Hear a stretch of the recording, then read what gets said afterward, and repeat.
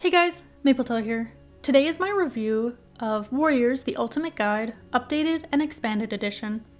And we're drawing some cats from the books using the interesting color palettes that the book provides. The book starts off with a whole handful of maps, showing off the 3 territories that the clans have lived. It was really cool to see. We'll get into my art issues right away, but I've always loved the styles that the maps are drawn in. They're so storybook, and I like getting to see the cat and 2-leg versions of these iconic places. I feel like they could have included even more maps here, maybe of the mountains, and more how the territories looked throughout the ages, but I do like what we get. The book proper starts off with a nice general introduction, and then a ThunderClan introduction by Bluestar. It was when I turned to the first cat page that my heart dropped. I should have been excited to see my girl Bluestar first, but I think the art on her page is marginally better than the travesty that is the new cover of her Super Edition, aside from the colors being off as hell. And why did they keep drawing her as a long-furred cat? Do any of y'all have the original cover for Bluestar's Prophecy? Because that is how Bluestar should look. I miss that art style so much. It wasn't always perfect, but I've always preferred it. Speaking of off colors, on every cat's page, they decided to include little color palettes showing off the cat's eye and fur colors. Seems like a cute and maybe even helpful thing, right? Maybe if this wasn't Warrior Cats, the series known for its errors. I'll admit most of them aren't too bad, but more than a few caused me to do a double take, and some, like Bluestar, are mind-bogglingly incorrect. Bluestar was meant to be a blue-gray cat with blue eyes. I mean, come on, it's in her name. I could look past the book, just using gray for her fur here, but the white fur and dark green eyes displayed on her palette? What the actual hell were they thinking? Her warrior name was Blue Fur, for crying out loud. How does one miss the mark this badly? Reading on, I think some of the cats have such messed up color palettes, because it kind of looks like they were just color picked from the art, but the art has all kinds of intense lighting, which is just such a terrible way to have done that. That doesn't account for cats just straight up having the wrong eye color in the art, like Bluestar. And also the whole system of having one fur color is also especially flawed for any cat with more than one fur color. There are plenty of calicos and tortoiseshells who have been reduced to one color in these palettes, which is just kind of strange. Like White and Ginger Brightheart, who was only able to be listed as white. But it did inspire today's art, so that's something. I do appreciate above this is a list of apprentices the cats have had, and their mentors, their clan and position, and even their character traits. Though I'm curious how they decided on those when characterization can vary wildly between books in this series. I like the little quotes at the bottom too, a nice touch. Each character featured also has a whole page written about them, which I appreciate. And that's more or less how the book is formatted. Introduction to a clan, with important cats following, with a couple of stories at the end that I'll talk about when we get to them. Like I mentioned, I am far from a fan of the art style used on the Warrior covers these days, so I was skeptical about the art portion of this book. And rightfully so. I mean, a good chunk of it is just straight up from said covers. Not new at all. And there are issues abound here. Anything from cats not looking how they're described, like Bluestar, to huge mistakes, like tree and moth wings images being mixed up. To worst of all, the blatant ableism, with Brightheart's scars being massively toned down, and cats like Briarlight, Cinderpelt, and Jagged Peak having their disabilities completely obscured or ignored, as though the artist just didn't know how to draw these things, or just didn't want to. It is very disheartening and disappointing to see. This overly realistic style just does not work for a story that features so many cats who need to look unique and identifiable. And from someone who pretty clearly does not specialize in cats, they just end up in Uncanny Valley far too often. And several of these cats look like they've been traced, or heavily referenced at least, from the same image, so they just end up looking way too similar. The Warriors fandom is full of so many incredible artists who have dedicated themselves to drawing these characters in so many beautiful and varied styles, where the characters are easily recognizable with all their specific traits and design details. Surely this is not the best we can do. It's pretty ironic to have a guidebook where I'd have no idea who most of these cats were without it telling me. Before I read the stories, I want to share some thoughts about specific cats pages. The text appears to be largely the same across both versions of this book, so I'll mostly be focusing on new cats. That said, I did notice a couple changes to old cat pages. Let's start with ThunderClan. Goosefeather is the first I took note of. He used to share a page with Featherwhisker, who is now sadly absent from the book. The text on this page remains largely the same, but was slightly less about Featherwhisker, and adding a line where Goosefeather refused to help Leopardfoot with her kidding out of fear for what Tigerkit could become.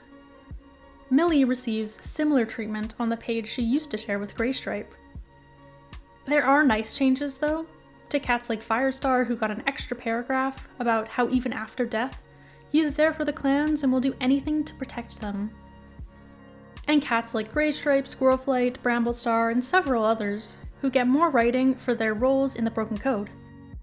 Ashfur's is probably the most changed, taking a much darker turn, which could screw that guy. It makes reading his original page really funny. It sounds like something he would have wrote himself. It was also cool to see a cat like Dovewing get her section moved to ShadowClan, as that's now her home.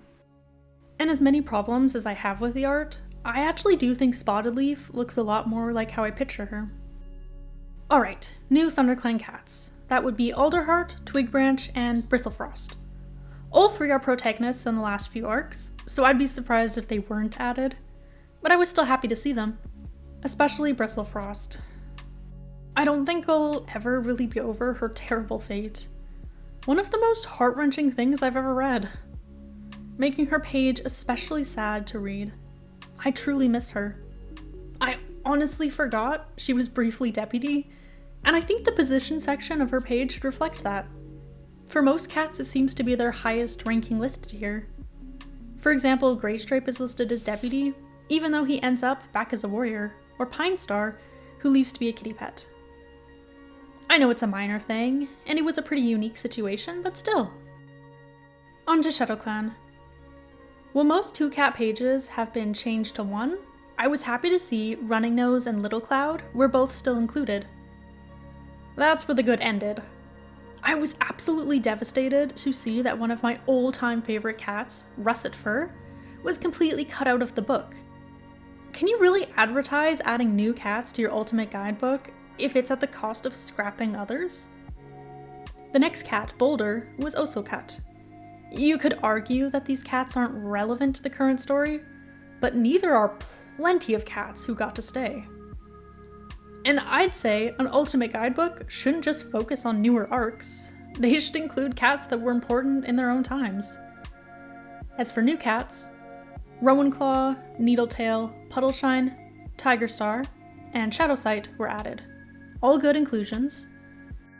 And the only old cats I noticed with a lot of new text were Tawnypelt and Dovewing. WindClan is up next. One Star's description is hugely changed, mostly focusing on his trash fire of a super edition. Crowfeather gets a bit of new Broken Code text, but his former mate, Nightheart, is another one of the cut cats, sadly. Her shared page with Breezepelt is no more. Heathertail's page made me laugh a bit. Her old text reads, "The time came, moons later, when she had to face Lionblaze in battle, and her memories of what they once were pushed aside by her duty to WindClan, but she never forgot him entirely, and never found his equal among her own clanmates." Which in the new book is changed to, "The time came, moons later, when she had to face Lionblaze in battle, and her memories of what they had once shared were pushed aside by his determination to blame her for what had gone wrong. After that, Heathertail's feelings cooled considerably, and she hardened enough against him to only look at him as an enemy warrior. Her feelings for Lionblaze were left behind forever, when she found a deeper, truer love in his half-brother Breezepelt." Very different vibes. Hairstar is the only new cat featured here, which I guess makes sense as they haven't been focused on much more. RiverClan time. While I have big problems with how disabilities are portrayed in the art of this book, Crooked Star's crooked jaw actually does look a bit more prominent here compared to the original. I'd still like to see more, like his tongue or teeth sticking out like how they're described in the book, but at least this is a step closer, and not further away. At first I thought that Mapleshade had been cut, but she'd simply been moved to Cats Outside the Clan, which makes way more sense than putting her in RiverClan as a former ThunderClan cat. Stonefur is another cat to lose a shared page. I was especially surprised by this one. RiverClan's section is already so much shorter than Thunder and Shadow. Why cut important cats like him? I'm starting to feel like many of these 2-page cats have been cut to reuse as much cover art as possible instead of drawing a new piece featuring these 2 cats. I hope that's not true, as that's just another lazy thing about this book, but I don't have a lot of faith in its creation so far.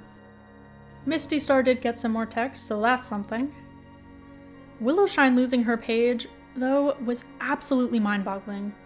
She was one of the most important and memorable RiverClan cats in the Broken Code.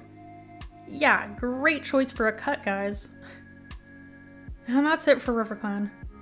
You're telling me in 10 years since the first version of this book came out, not a single RiverClan cat was important enough to earn a page here? They have even less cats featured than they used to.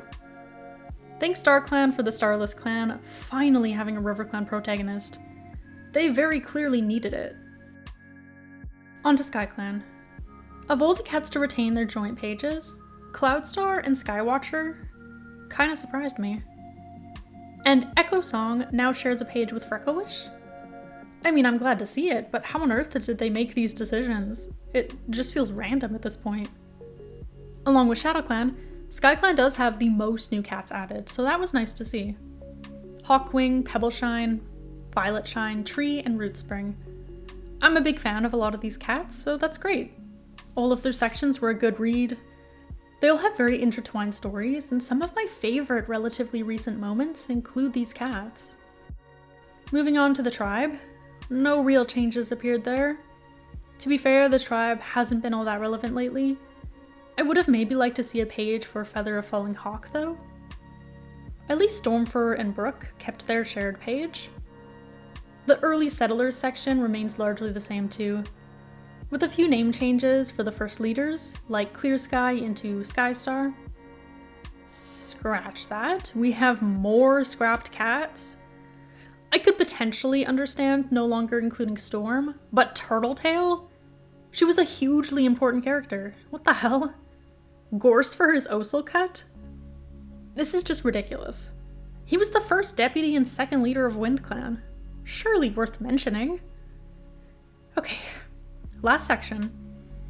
I've already noticed that animals outside the clan has been changed to cats outside the clan, so I'm assuming Midnight is gone. I did like the addition of text to Ravenpaw and Barley's page. They have a really sweet story, and I like to see it reflected here. In worse news, Princess, Smudge, Bone, Fallen Leaves, and yes, Midnight have all been cut. Sure, why not at this point? Just cut them all. And new cats added? Just Darktail. All in all, by my count, the original Ultimate Guide features 87 cats, and the so-called updated version features 88. Pretty inaccurate to call it updated and expanded. It's just different. Not much more. Let's get into the stories. At least one of which is brand new for this book. At the end of the ThunderClan and ShadowClan sections, there are stories of Bramblestar's and Tigerstar's 9 Lives ceremonies, which aren't new. But I do want to talk about the new code section and Firestar and Greystrape's in StarClan story. Bramblestar has a little section about talking about the changes to the code made at the end of the Broken Code, and the new code is listed out. It's a nice little resource. The part I'm really excited about, right at the end of the book. Firestar and Greystrape, The View from StarClan. It was a great read, and actually pretty funny with its use of format. Firestar and Greystrape reminisce in StarClan, they share stories and keep interrupting each other with their different recollections of their adventures. Thunderstar comes out during the first one, when Firestar had fallen into the ravine while hunting after the fight with BloodClan, and shares how he remembers seeing the event too from StarClan, which leaves Firestar and Greystripe both brushing him off, saying his memory is even worse than each other's. I loved that. The next story they talk about was one they saw from StarClan. It took place during Dovewing's first days in ShadowClan. She visits Ivypool, wanting to mend the relationship with her sister. Ivypool asks why Dovewing should be the one to give up everything. Why not Tigerstar? This right here is what I'm always talking about. I felt it less with Dovewing as it was the first time I'd noticed it. But I worried about this with Bristlefrost and Rootspring, and now it's happened again with Sunbeam and Nightheart. I just want better for our she-cats. That aside, it was lovely to see Ivypool and Dovewing talk things through and start rekindling their relationship. I feel like we missed out on that in the main series. The next story they remember is of the Exile camp during the Broken Code. Alderheart is our POV character, and he's asked by Whitewing to come help an injured Cherryfall. With a distraction from Twigbranch, he's able to diagnose and help Cherryfall. The next story is one from way before our cat's time, but one that Firestar heard talk of in StarClan. It takes place at a gathering in the Dawn of the Clans era, with a Skystar POV. A bit after we've seen though, as the current leader of ShadowClan is Ravenstar, previously Ravenpelt. As the gathering breaks up, dogs suddenly appear and attack the cats. Featherear, Thunderstar's daughter, is cornered by the dogs. Her grandfather Skystar realizes he's the closest cat to her and jumps in to help. He saves Featherear, but does not survive the encounter. In StarClan, Gravewing admires his bravery, while Skystar snaps back, "Great, send me back," which was very funny to me. As was Shadowstar, rolling her eyes saying, "Trust Skystar not to keep track of how many lives he has." Skystar is furious when he realizes he's out of lives, and can't go back to protect his clanmates from the dogs. He relaxes when he's able to watch Starflower and Thunderstar fight off the dogs. I do have to disagree with Firestar thinking maybe Skystar was just misunderstood. Let's not forget a life filled with violence, aggression, and cruelty because of one good act right at the end. That said, I really enjoyed this set of stories. I would have loved even more of this. It was really good. My favorite part of the book by far. Thanks for watching. This book may call itself updated, but in a lot of ways it feels like a downgrade to the original version. I still enjoyed reading the new content, but I wish instead of redoing the art that I overall preferred from the original version, that the focus was on adding more new things and not cutting so many cats. Or making this book like more of a sequel guidebook instead of a replacement. I mean, this version doesn't even come with a fun poster like was inside the original book's jacket for the first print. So yeah, I'm definitely feeling more than a little disappointed. This is just not a great celebration of 20 years of this series. If you've picked up this book, let me know what you thought, and I'll see you next Thursday.